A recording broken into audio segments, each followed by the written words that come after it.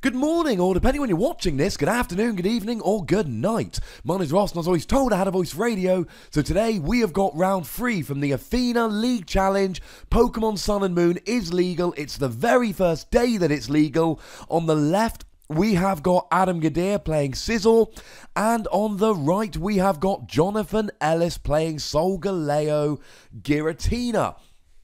Now, that's a new deck from Pokemon Sun and Moon, as you may have noticed. That excites me. We have deliberately picked games, and I've got to give a shout out to Scott Simmons here. We have deliberately picked games whereby we're going to see new decks, new cards from Pokemon Sun and Moon. So, here we go.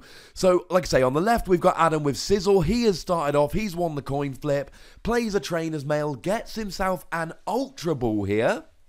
Getting rid of, that looks like a regular energy and a shield energy. Not a card we see played all that much, but it is an option for these metal decks to reduce the amount of damage done to them.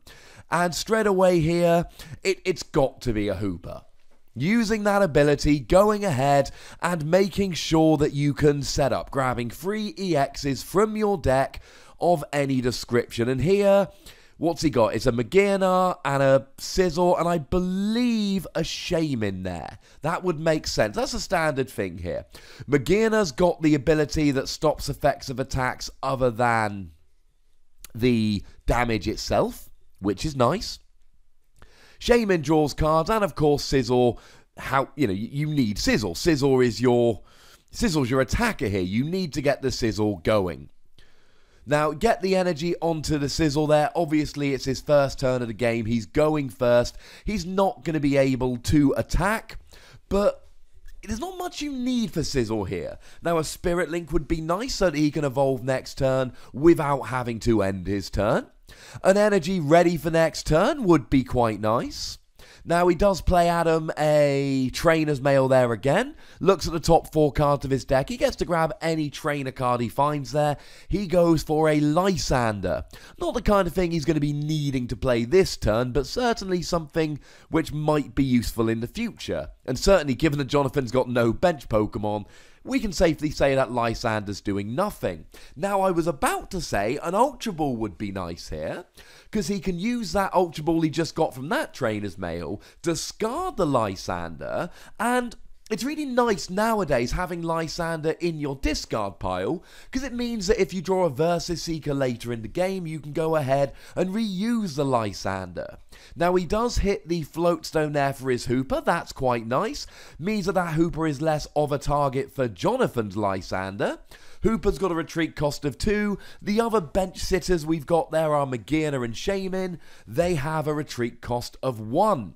And there goes a supporter for the turn. It's a Professor Kukui.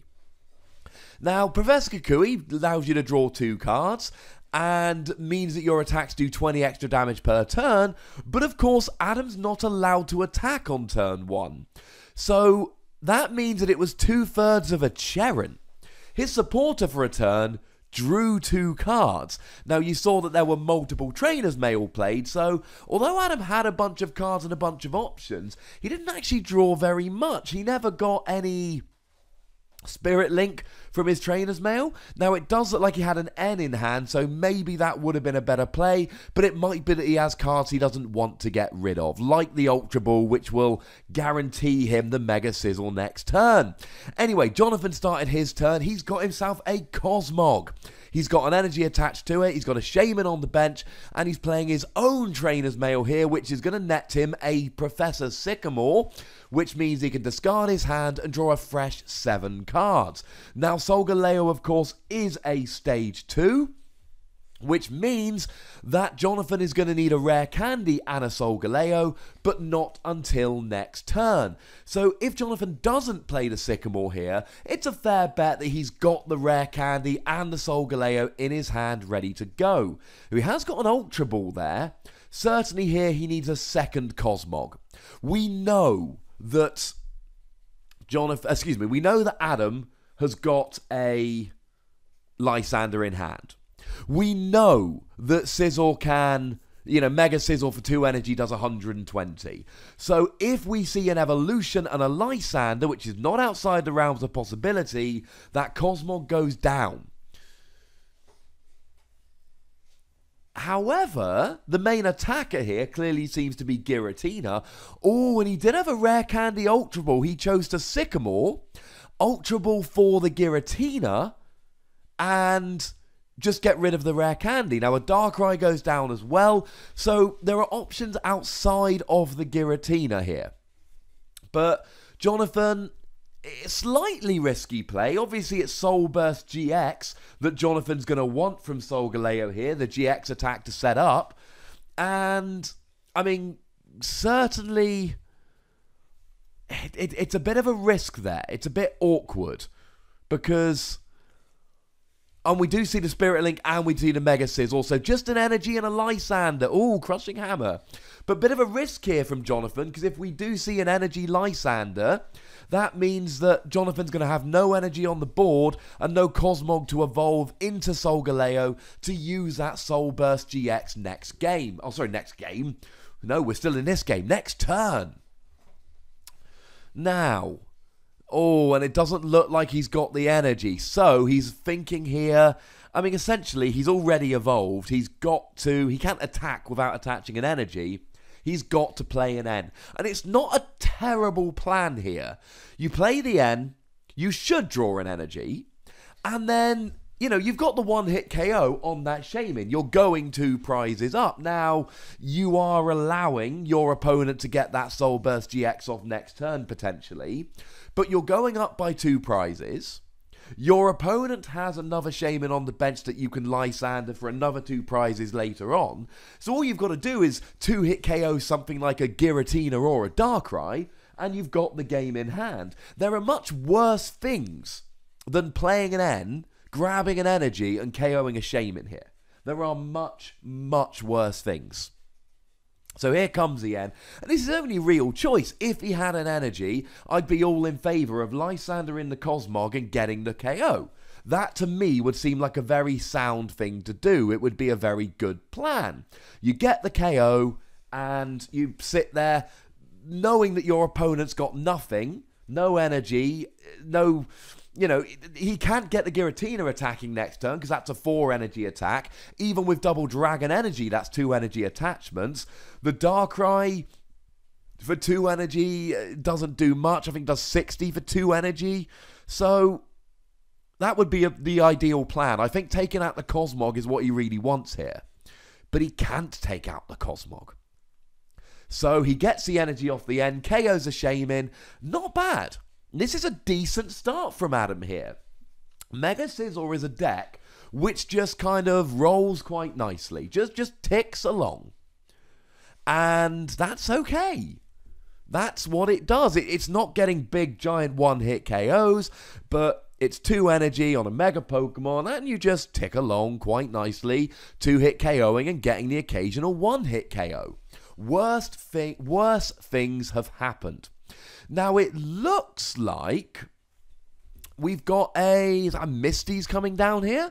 Lets him look at the top 8 cards of his deck and pick one. I believe that was that one. So, not a bad plan there. I didn't actually see what he got there. Now, there is the rare candy, and obviously it's a good one to get with that rare candy. Because... it allows you to get that rare candy out. And that's very, very nice there. That helps a lot. Yes, that was Misty's determination. Discard a card from your hand, look at the top 8 cards of your deck, put one of them into your hand. So, quite nice. So we get the rare candy, we get the Solgaleo, and this is why we wanted to Lysander the Cosmog next turn. Here comes Soul Burst GX, the GX attack that allows you to search for 5 energy cards and attach them in any way that you like. And we see there that there's double Dragon Energy and... well, all sorts. You also notice Solgaleo's ability came in there, Ultra Road, is just a switch every turn. So now, there is reason to be worried, because we've got 2 energy now on the Solgaleo, And we've got an energy on the Darkrai. Sorry, free energy on the Solgaleo. And don't forget that his attack Sunsteel Strike will do 230 and get a one-hit KO on that Mega Scizor. And 4 energy, 2 Double Dragon on that Giratina EX on the bench. This is why Solgaleo is so gosh darned good. Now, we do see a Trainer's Mail coming down potentially for that looks like a Parallel City. But I don't really know how much Parallel City is doing here. He's basically limiting someone's bench to 3. It looks like he's limiting Jonathan's bench there. Good. But Jonathan's rolling here. I mean, what he basically does is he uses Sunsteel Strike. Man, that is alliteration. Sibilance, to be more specific. He's going to use Sunsteel Strike. I hate this. I need to practice this. He's going to use Sunsteel Strike. I need to start saying it slower. Anyway, he's going to get a one-hit KO on Scizor. Alright?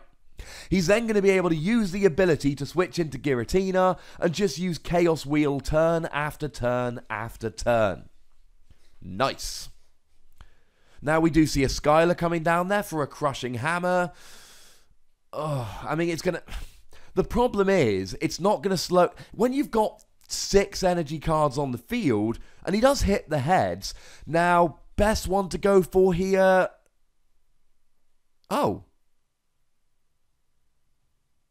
Not quite sure why they reflipped there. Don't know whether they didn't think it was a valid flip or not. I missed that. Looks like he hit a heads, but unfortunately, apparently not. Even if you hit a heads, even if you discard an energy, what do? Because everything's 1 energy a card away from a really good thing. Your Solgaleo, you put 1 more energy on and you can Sunsteel Strike. And Giratina, you get another Double Dragon and you can Chaos Wheel, but of course you've got 2 turns to get it because the Sunsteel Strike is happening next turn. I mean, this is a bad position, and I've been underestimating Solgaleo for a while. I'm happy to admit that. And this is the power of Solgaleo. If you get 1 Soul Burst GX attack off, and that's your GX attack for the game, no more GX for Jonathan here, you set yourself up 5 turns worth of energy attachments. He's even got... Okay. We see something slightly different here then. So we actually see a Sky Return here doing 40 damage. 30 for the Sky Return plus the 10 for a Fighting Fury belt that was on the Shaman, which softens up the Mega Scizor. And I think he's going to actually try and get the KO without using Solgaleo, which I'm all in favour of. I'm not 100% sure on the maths here because that Giratina will be doing Chaos Wheel for 110 with a Fighting Fury belt, which does get a 2-hit KO onto the Scizor, and I don't think he's got any shield energy on him at the moment, although I suppose we've seen shield energy and that will reduce damage done by 10, so you never know. But it just, I don't know. I mean, the one thing Jonathan did there really nicely is he took the Shaman off the board to prevent those 2 cheeky prizes coming from the Mega Scizor. But I don't know. I mean, his Solgaleo GX has 250 HP, so it would have taken a Professor Kukui and another attack to take down the Solgaleo. If I was Jonathan there, I would have just taken the KO with Sunsteel Strike, because then you've got your 2 prizes and you're taking your opponent's only attacker and I believe all of the energy off of the field. No, it looks like there's a couple of shield energy on the bench Scizor there. I don't know, I personally, I would have been a fan of just KOing the Mega Scizor, taking your prizes, because when you're playing Solgaleo, you jump out to a really big start, getting all the energy onto the field. That's a good thing. I don't know if you then want to slow the game down and take the Shaman off the field. Having said that, 2-hit KO at one point, you know, maybe Adam would have just taken the Shaman KO when he could and then just 2-hit KO something for the win. So, not what I would have done personally, but I don't think I can sit here and say it was a bad play or it wasn't the optimal play because... I mean, Adam's sitting here at 2-0, and I wasn't even at the tournament, so Sorry, Jonathan. Oh, they're both sitting at 2-0, but I'm talking about Jonathan. So I can't blame him too much here. But now we see, up comes the Mega Scizor. No, regular Scizor, sorry. Does 110, because you do extra damage when you become active that turn. But now you've got the 2 shield energy. And the 2 shield energy, and there's a repeat ball there it looks like. The 2 shield energy mean that he's actually, well, see here's the problem. If that was a Mega Scizor, the 2 shield energy means 240 would be needed to get a KO. Sunsteel Strike wouldn't do enough. But as it's a regular Scizor with 2 steel energy, it's only got 190. Now we've got Solgaleo coming in. And I like this. Ultra Road ability popping into the active. Now we see Sunsteel Strike for 230. Getting rid of those 2 steel energy. Shield energy, that's the name. Getting rid of those 2 shield energy and putting himself in a really good position. If I were Adam, I would have just given up the Mega Scizor that I had out already. You're giving up those 2 shield energy. What the shield energy allow you to do is take a Sunsteel Strike. So, as it is, he's now got the Pokemon which will be KO'd by Giratina, whereas he could have let the Pokemon be KO'd by Giratina, then brought up the new Mega with 2 shield energy, which is not getting 1-hit KO'd by anything. And actually, that would have KO'd the Giratina, and then left Jonathan with a very awkward situation where his good attacker won't actually get the KO. Now, the good news for Adam is he's got 4 prizes remaining, and there are 2 half KO'd EXs on Jonathan's bench. So if he gets 2 more attacks off, he will win the game. But look at his board. He's got the Scizor and he paid the energy to retreat. And now, unless he finds something like an energy and a Mega Turbo, he's not attacking this turn. I think the retreating was a mistake. I think he should have just taken the KO, hoped to get the Mega, and then forced Jonathan into not being able to 1-hit KO. It would have given him at least another turn of attacking. It would have given him an extra couple of prizes. Just would have bought him some time. But this is a position we're in. So the big question, I don't have the deck list in front of me, unfortunately. Does Adam play Mega Turbo? Because if he does play Mega Turbo, this isn't that bad a situation. He attaches an energy from his hand, and he's got the shield energy ready. He hopefully finds a Mega Turbo and plays it, and off we go. Now, he does have that Cobalion on the bench, and that Cobalion could do a little bit of work unless he attached to it this turn, which he might have. In which case, I'm not a huge fan of this play, but then again, if he doesn't do this, I mean, I personally, I would just let the Hooper take a hit. Because the Hooper can take a hit without being KO'd. Or the Magina, I suppose, could. But there isn't much else that could. And that Cobalion just doesn't do very much. And that's a bit of an issue here. Now, he has got Quick Guard. Prevent all damage done to this Pokemon by attacks from basic Pokemon. And the good news is that may well buy him a turn. Because the Giratina's a basic, Darkrai's a basic, and Solgaleo has no energy on. So actually, maybe Quick Guard will help him out here. Maybe this is a better play than I'm giving it credit for. Because in theory, he can stall with Quick Guard. Just keep doing this turn after turn while he builds up more Scizors on the bench. Here's the problem. Sooner or later, Jonathan's going to draw a Lysander and just KO something off the bench.